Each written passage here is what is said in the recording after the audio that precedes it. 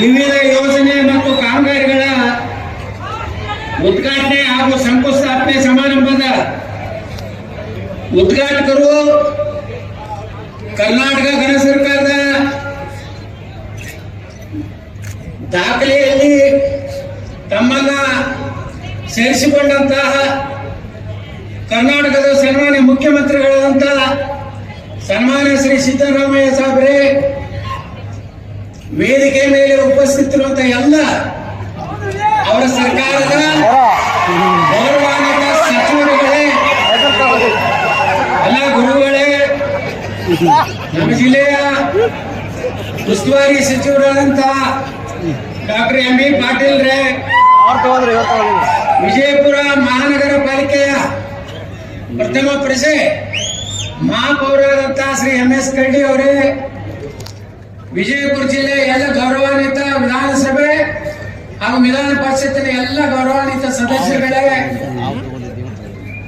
ಈ ಕಾರ್ಯಕ್ರಮದಲ್ಲಿ ಭಾಗವಹಿಸಿದಂತ ಎಲ್ಲ ವಿಜಯಪುರ ಜಿಲ್ಲೆಯ ಮೂಲೆ ಮೂಲೆಯಿಂದ ಬಂದಂತ ಎಲ್ಲ ನನ್ನ ಹಿರಿಯರೇ, ಅಣ್ಣ ತಮ್ಮಂದರೇ, ತಾಯಂದರೇ, ಪತ್ರಕರ್ತರೇ, ಮುದ್ದು ಮಕ್ಕಳೇ, ಮೊದಲನೇದಾಗಿ ವೀರರಾಣಿ ಕಿತ್ತೂರು ಚೆನ್ನಮ್ಮನವರ ಮೂರ್ತಿಯನ್ನ ಉದ್ಘಾಟನೆ ಮಾಡಿ ವಿಜಯಪುರ ಬಸ್ ನಿಲ್ದಾಣಕ್ಕೆ ನಮ್ಮ ವೀರರಾಣಿ ಕಿತ್ತೂರು ಚೆನ್ನಮ್ಮನವರ ನಾಮಕರಣ ಮಾಡಿದಂತ ಕರ್ನಾಟಕದ ಮುಖ್ಯಮಂತ್ರಿ ಶ್ರೀ ಸಿದ್ದರಾಮಯ್ಯನವರಿಗೆ ವಿಜಯಪುರ ನಗರದ ಜನತೆ ವತಿಯಿಂದ ಹೃತ್ಪೂರ್ವಕವಾದಂತ ಅಭಿನಂದನೆಗಳನ್ನ ಸಲ್ಲಿಸ್ತೇನೆ.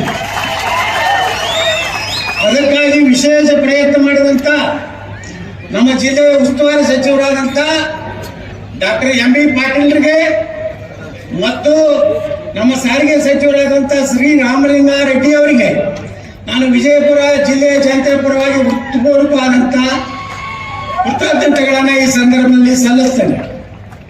ಯಾಕಂದ್ರೆ ಯಾರು ಒಳ್ಳೆ ಕೆಲಸ ಮಾಡಿರ್ತಾರೆ ಅವ್ರಿಗೆ ಅಭಿನಂದನೆಯನ್ನು ಹೇಳಬೇಕಾಗಿದ್ದು ನನ್ನ ಧರ್ಮ.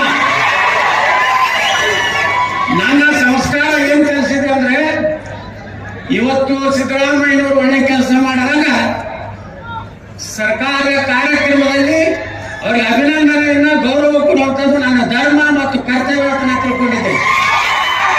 ಅವಶ್ಯಕತೆ ನನಗಿಲ್ಲ ಮತ್ತು ನಾನು ಸಿದ್ದರಾಮಯ್ಯನವರ ಏಜೆಂಟ್ ಅಲ್ಲ. ಕೆಲವೊಂದು ಹೇಳ್ಕೊಳ್ತಾರೆ ನನ್ನ ಮೇಲೆ ಸಿದ್ದರಾಮಯ್ಯ ಏಜೆಂಟ್. ನಾವು ಎಂದೂ ಅವ್ರ ಬಳಿ ಹೋಗಿಲ್ಲ, ಮುಖ್ಯಮಂತ್ರಿ ಬಳಿ. ಆದ್ರೆ ಒಳ್ಳೇದು ಮಾಡಿದಾಗ ಅವಾಗ ಕೆರೆ ತುಂಬ ಕಾರ್ಯಕ್ರಮ ಮಾಡಿದ್ರು. ಬೇಗಂ ತಲಾಬ್ ಕೆರೆಯಲ್ಲಿ ತಾವು ಮುಖ್ಯಮಂತ್ರಿ MLC ಆಗಿದ್ದೆ. ಅವಾಗ ನಿಮ್ಗೆ ಅಭಿನಂದನೆಗಳನ್ನ ಧನ್ಯವಾದಗಳನ್ನು ನಾನು ಸಲ್ಲಿಸಿದ್ದೇನೆ. ಇವತ್ತಿಗೂ ವಿಜಯಪುರದಲ್ಲಿ ಅಕ್ಕ ಮಹಾದೇವಿ ಯೂನಿವರ್ಸಿಟಿ ಹೆಸರಿಟ್ಟಂತ ನಿಮಗೆ ಎಂ.ಬಿ. ಪಾಟೀಲ್ರಿಗೆ ಬಸ್ ಸ್ಟ್ಯಾಂಡ್ಗೆ ಚೆನ್ನಮ್ಮನ ಮೂರ್ತಿ ಕೊಟ್ಟು ಅಲ್ಲಿ ಜಾಗ ಕೊಡಿಸಿದಂತ ನಿಮಗೆ ಎಂ.ಬಿ. ಪಾಟೀಲ್ಗೆ ರಾಮಲಿಂಗರವರೇ ಅಭಿನಂದನೆ. ಇದಕ್ಕೆ ರೂಪಾಯಿ ಬೇಕಾಗುದಿಲ್ಲ, ಇದಕ್ಕೆ ಪುಕ್ಷ ಧನ್ಯವಾದ ಹೇಳಕ್ಕೆ ಅದ್ರ ಜೊತೆಗೆ ಇವತ್ತು ವೀರರಾಣಿ ಕಿತ್ತೂರು ಚೆನ್ನಮ್ಮನವರ ಬಗ್ಗೆ, ಅವ್ರ ಇತಿಹಾಸದ ಬಗ್ಗೆ ನಮ್ಮ ಜಿಲ್ಲಾ ಉಸ್ತುವಾರಿ ಸಚಿವರು ಹೇಳಿದ್ದಾರೆ. ನಾ ಹೆಚ್ಚು ವಿವರಣೆಗೆ ಹೋಗುವುದಿಲ್ಲ. ಆದ್ರೆ ಇನ್ನೊಂದು ವಿಚಾರವನ್ನು ನಿಮ್ಗೆ ಹೇಳಬೇಕು. ಇಲ್ಲಿ ಸಂಗೊಳ್ಳಿ ರಾಯಣ್ಣ ಪೂರ್ವಜರು ಬಿಜಾಪುರ ಜಿಲ್ಲೆ ಅವರೇ. ಇದೇ ಕರಿತು ಹತ್ತರಿಕೆ ಅವರ ಪೂರ್ವಜರು ಅವತ್ತಿನ ಕಾಲನೂ ಅನಿವಾರ್ಯವಾಗಿ ನಮ್ಮ ಬಿಜಾಪುರ ಅಂದ್ರೆ ಬರಗಾಲ ಇತ್ತು. ಬರಗಾಲ ನಾಡಿದ್ದಾಗ ಆ ಸಂಗೊಳ್ಳಿ ರಾಯಣ್ಣನ ಪೂರ್ವಜರು ಸಂಗೊಳ್ಳಿ ಹೋಗಿ ಅಲ್ಲಿ ವಾಸ ಮಾಡಿದ್ರು. ಹಿಂಗಾಗಿ ಸಂಗೊಳ್ಳಿ ರಾಯಣ್ಣ ಭೂಮಿನೂ ಬಿಜಾಪುರದೇ ಅನ್ನುವಂಥದ್ದು ನಾವೆಂದು ನೆನಪಾಗಲಿಕ್ಕೆ ಸಾಧ್ಯ ಇಲ್ಲ. ತಾಯಿ ಮಗನ ಸಂಬಂಧ ಬರೇ ವೀರರಾಣಿ ಕಿತ್ತೂರು ಚೆನ್ನಮ್ಮ ಅಥವಾ ಸಂಗೊಳ್ಳಿ ರಾಯಣ್ಣ ಹೋರಾಟ ಅಡ್ಡೆ ಮಾಡಿಲ್ಲ.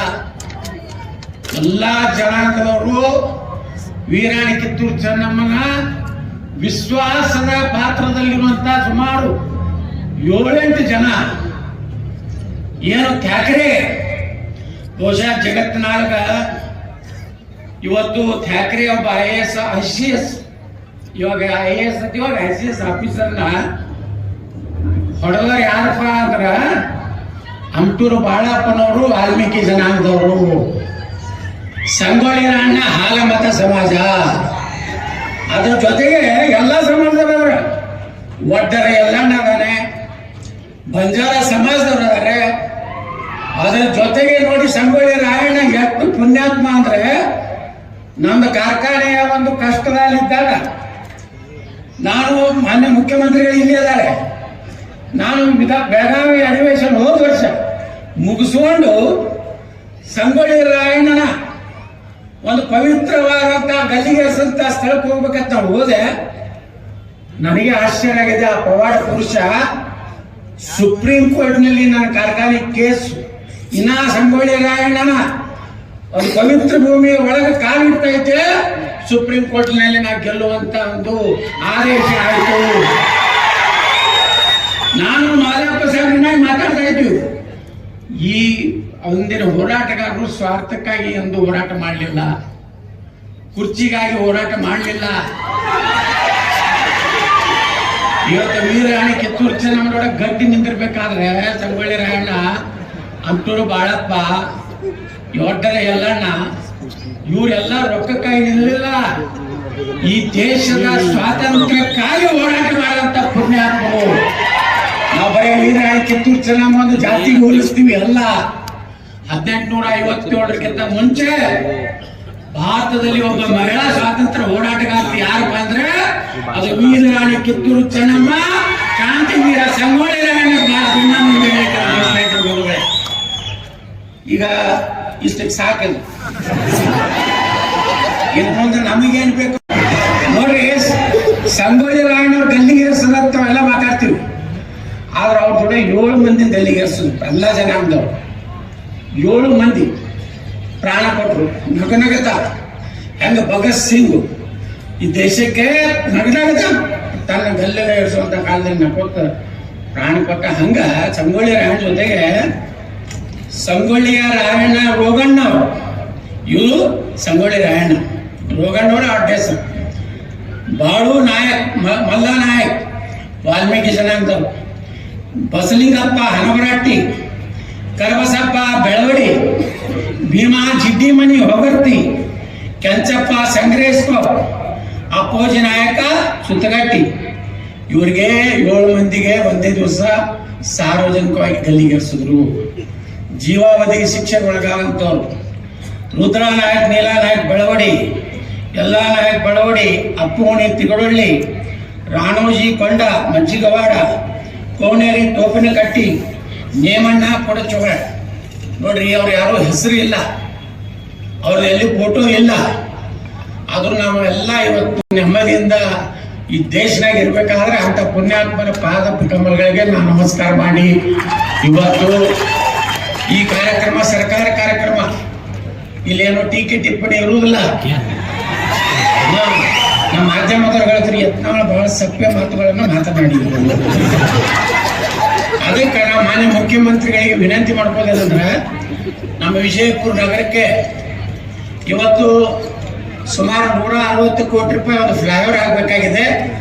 ಅದು ಸಂತ ಕನಕದಾಸ ಸರ್ಕಲ್ ಬಾಬಾ ಸಾಹೇಬ್ ಅಂಬೇಡ್ಕರ್ ಅವರ ಮಾರ್ಗದಿಂದ ಛತ್ರಪತಿ ಶಿವಾಜಿ ಮಾರ್ಗದವರೆಗೆ 160 ಕೋಟಿ ರೂಪಾಯಿ ಒಂದು ಫ್ಲೈಓವರ್ ತಾವು ಮಂಜೂರು ಮಾಡ್ಬೇಕಂತೇಳಿ ನಾವು ವಿನಂತಿ ಮಾಡ್ಕೊತೀವಿ. ಅದ್ರ ಜೊತೆಗೆ ನಾನು ಇನ್ನೊಂದು 32 ಕೋಟಿ ರೂಪಾಯಿ ಮನೆ ವಿಧಾನಸಭೆಯಲ್ಲಿ ನಾನು ವಿನಂತಿ ಮಾಡ್ಕೊಂಡಿನಿ. ಜೋರಾಪುರ ಪೇಟೆಯಲ್ಲಿ ಏನು ಪರಿಹಾರ ಕೊಡ್ಬೇಕಾಗಿ ಕೊಟ್ರೆ ಈ ಬಾಬಾ ಸಾಹೇಬ್ ಅಂಬೇಡ್ಕರ್ ಮಾರ್ಗ ಬಹಳ ದೊಡ್ಡದಾದಂತ ಒಂದು ರಸ್ತೆ, ಅದಕ್ಕೆ ಜನರಿಗೆ ಪರಿಹಾರ ಕೊಡ್ಬೇಕಂತೇಳಿ ನಾನು ಈಗಾಗಲೇ ಮಾನ್ಯ ಸುರೇಶ್ ಅವರು ಅದು ವಿನಂತಿ ಮಾಡ್ಕೊಂಡಿದ್ದೀನಿ. ಇವತ್ತು ನಮ್ಮ ಮುಖ್ಯಮಂತ್ರಿಗಳೇ ಅರ್ಥಮಂತ್ರಿ ಇರೋದ್ರಿಂದ ಮಂಜೂರು ಮಾಡ್ಬೇಕನ್ನುವಂಥದ್ದು. ಅದೇ ರೀತಿ ಈಗಾಗಲೇ ದ್ರಾಕ್ಷಾ ಮಂಡಳಿಗೆ ಮಾನ್ಯ ವಿಧಾನಸಭೆಯಲ್ಲಿ ಮುಖ್ಯಮಂತ್ರಿಗಳು ಹೇಳಿದ್ದಾರೆ 3 ಕೋಟಿ ಕೊಡ್ತೀನಿ ಅಂತ ಹಿಂದಿನ ಬೆಳಗಾವಿ ಸಂದ ಹೇಳಿದ್ರು.